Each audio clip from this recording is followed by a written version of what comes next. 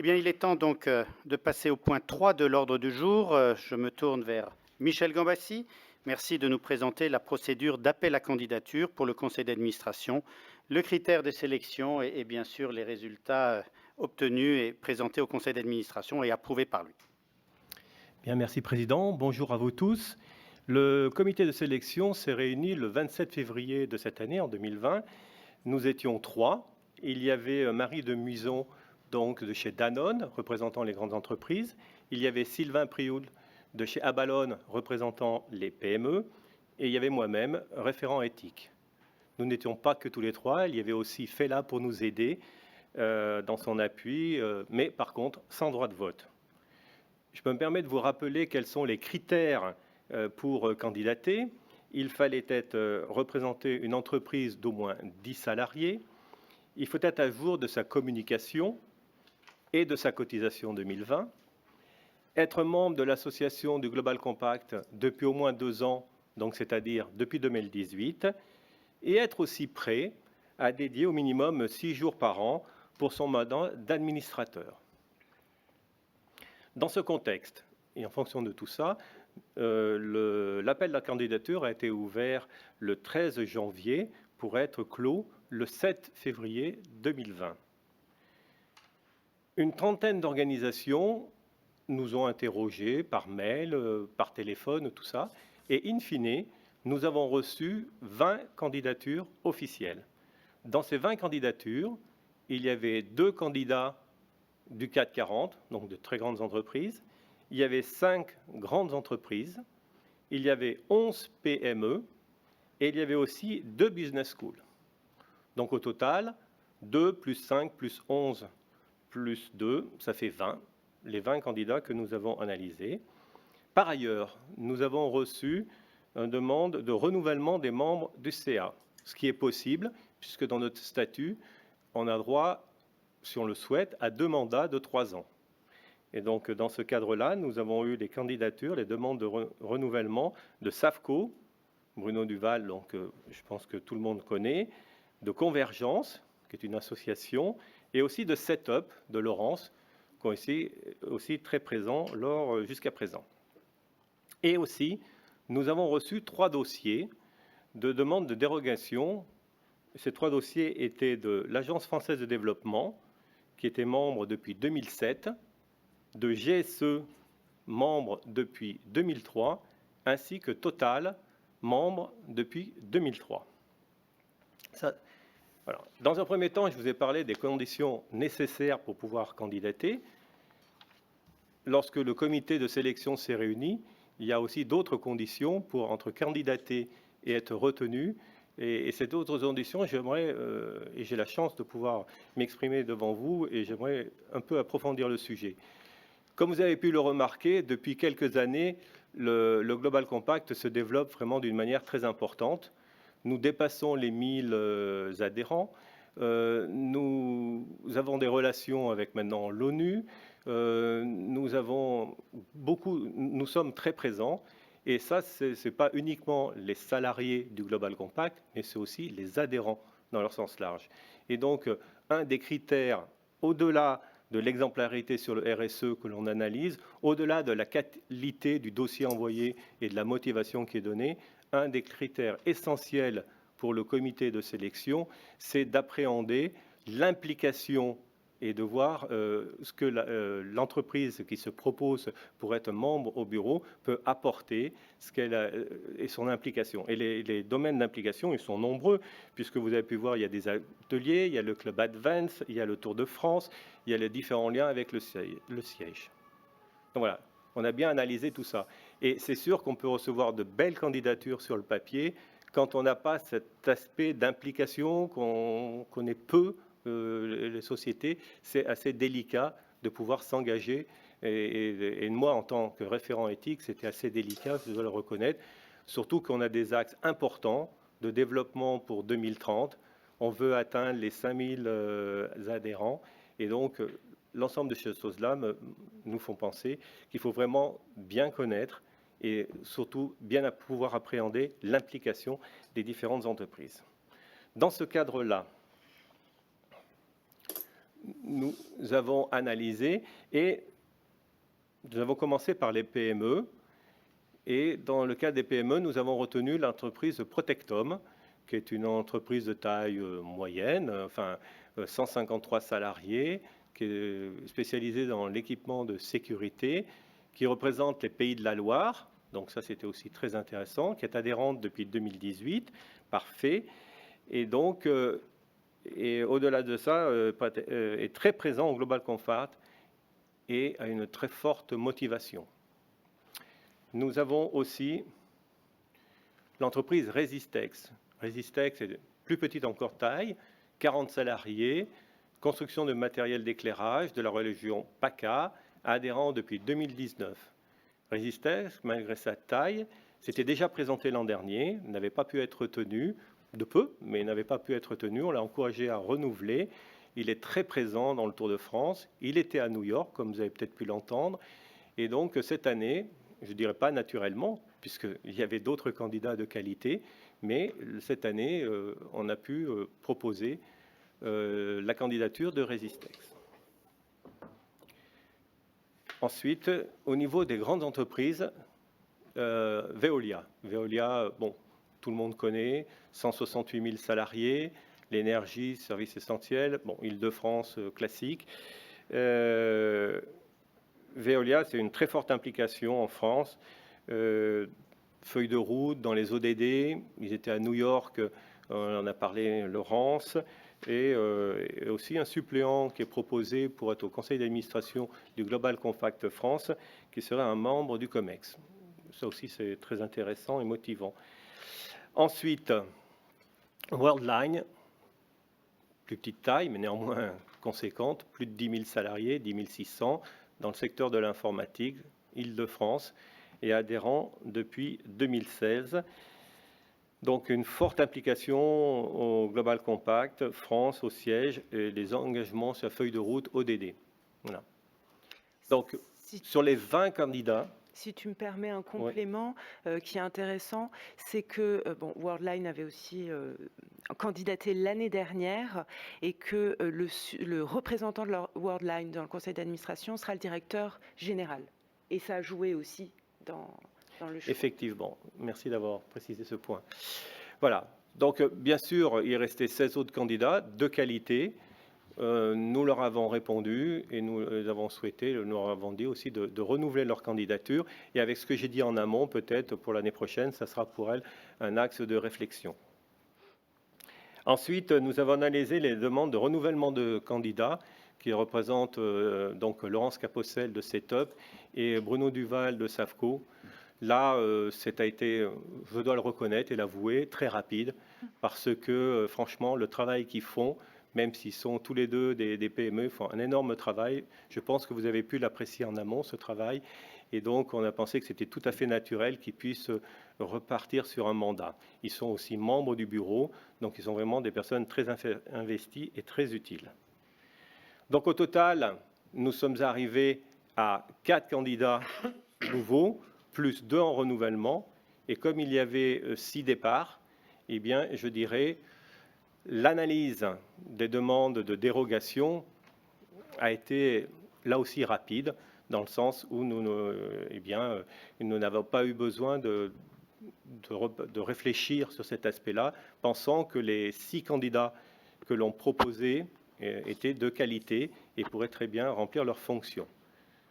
Aujourd'hui, je ne vous parle pas au nom uniquement du comité de sélection, je vous parle au nom du conseil d'administration du Global Compact France, puisque la proposition que je vous présente, je ne suis que là pour représenter, eh bien, a été validée lors du dernier conseil d'administration le 25 mai. Donc, en résumé, la proposition, c'est 6 nouveaux. J'y vais là, oui. Voilà, entrée donc de Protectom, Resistex, Veolia, Worldline et renouvellement des mandats de Setup et Safco. Fin de mandat pour l'AFD, Convergence, qui est une association, GSE et Total.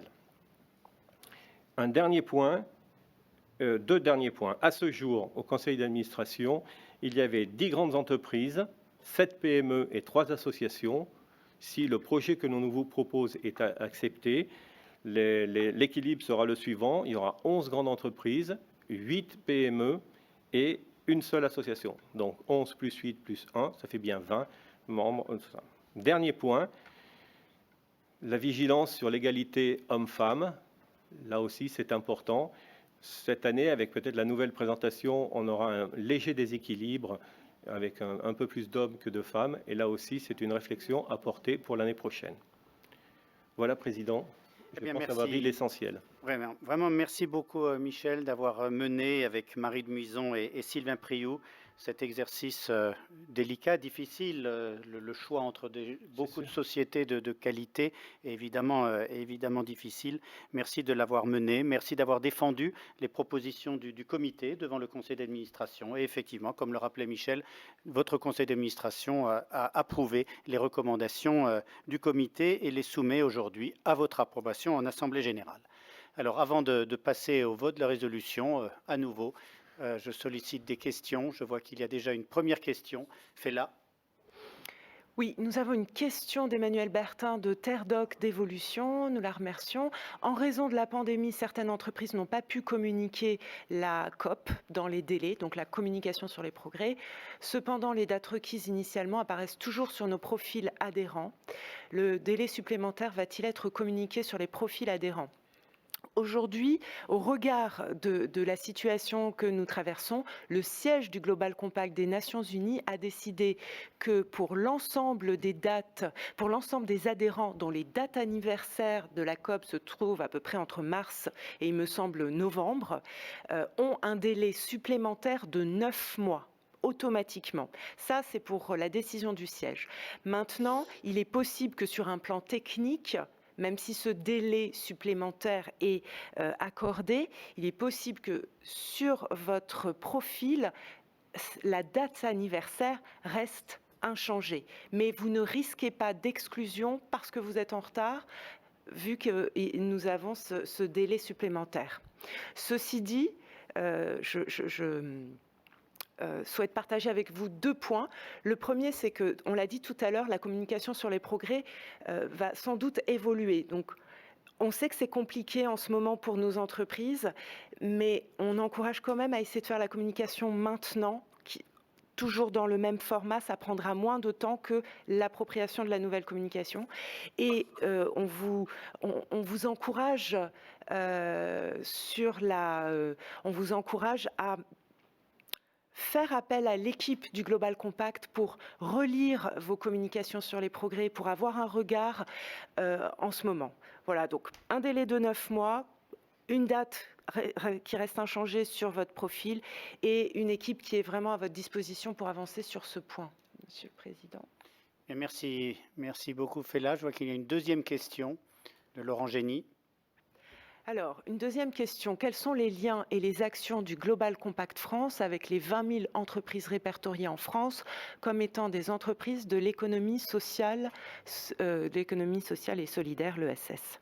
Je vais répondre à cette question et vous me direz si vous souhaitez compléter.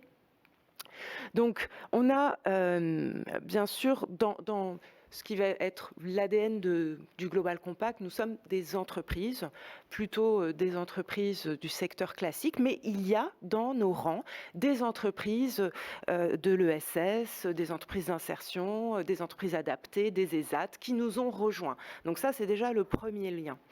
L'autre lien, et vous le savez, c'est le travail que fait Christophe Itier, le commissaire à l'ESS et à l'innovation sociale, dont l'idée est vraiment qu'on soutient, qui est quand même de faire converger l'ensemble des dynamiques vertueuses, qu'elles soient de l'ESS, qu'elles soient celles des fondations, qu'elles soient celles des démarches RSE des entreprises, vers un endroit, et notamment la coalition 10% pour tout changer.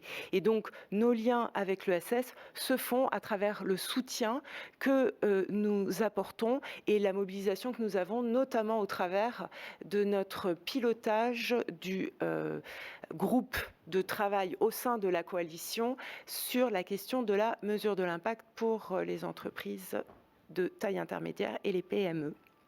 Voilà, Monsieur le Président. Merci beaucoup, Fela. Comme je ne vois pas de troisième question, nous pouvons passer au vote. Et donc, je soumets à votre approbation la résolution suivante. Le Conseil d'administration recommande à l'Assemblée générale d'accepter les renouvellements de mandats de Setup et de Safco, ainsi que la nomination de Resistex, Protectoms, Worldline et Veolia.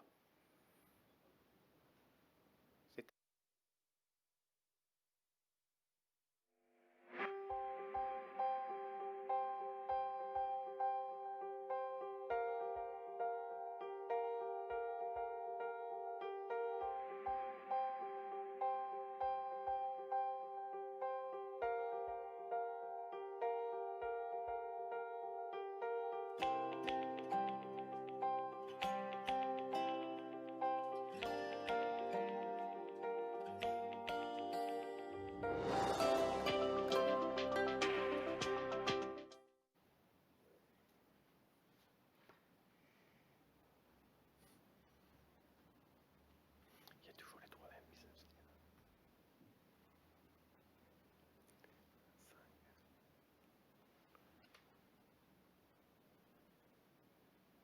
Voilà, à nouveau, je vois que l'Assemblée générale approuve cette résolution et je vous en remercie. À nouveau, le détail sera communiqué en fin de session. Bien écoutez, au nom de tous, je voudrais souhaiter une chaleureuse bienvenue aux nouveaux entrants au conseil d'administration et je salue le renouvellement des 2 mandats. Et, ils sont avec nous et je les vois à l'écran. Bienvenue à nouveau avec nous. Alors, qui dit entrant, Michel Gambassi l'a rappelé, dit évidemment sortant. C'est la vie et c'est tout simplement la vie institutionnelle de notre association. Elle a ses règles. Michel Gambassi les a rappelées. Donc je voudrais adresser au nom de tous mes remerciements à tous ceux qui nous ont accompagnés durant toutes ces années Total, qui s'investit depuis 2003 dans nos travaux au conseil d'administration, qui est présent dans l'association et au sein du conseil depuis cette année-là. GSE également, dont le dirigeant était présent lors du petit déjeuner de lancement du Global Compact France en 2003 à l'Élysée en présence du président Chirac. Je remercie également l'association Convergence, dont nous partageons l'engagement pour les objectifs de développement durable et avec laquelle nous allons continuer de travailler, bien sûr, ainsi que l'Agence française de développement qui porte également nos valeurs. Alors derrière les personnes morales, membres du conseil d'administration, il y a les personnes physiques qui les représentent, avec qui nous avons aimé échanger, avec qui nous avons aimé travailler toutes ces années. Et donc, à nouveau, au nom de tous, je dis un grand merci à Manuelle Lepoutre, directrice engagement société civile de Total. Un grand merci à Delphine Constant-Perrier, responsable de la cellule RSE de l'AFD. Également à Thibault Larose, délégué général de Convergence, et à Jean-Michel Scuto, directeur auditrice et éthique de RSE et de GSE. Voilà. Merci beaucoup à tous les quatre. Alors, je le dis, cet au revoir est institutionnel. Je vous dis vraiment à bientôt j'espère. Nous serons tous très heureux de vous retrouver dès la sortie de ce confinement. Et nous avons encore tant de choses à faire ensemble avec vous et avec vos entreprises. Voilà, un grand merci à tous et à nouveau bienvenue aux nouveaux entrants au conseil d'administration et merci à Michel d'avoir mené et conduit ce travail. C'est important pour la vie de notre association.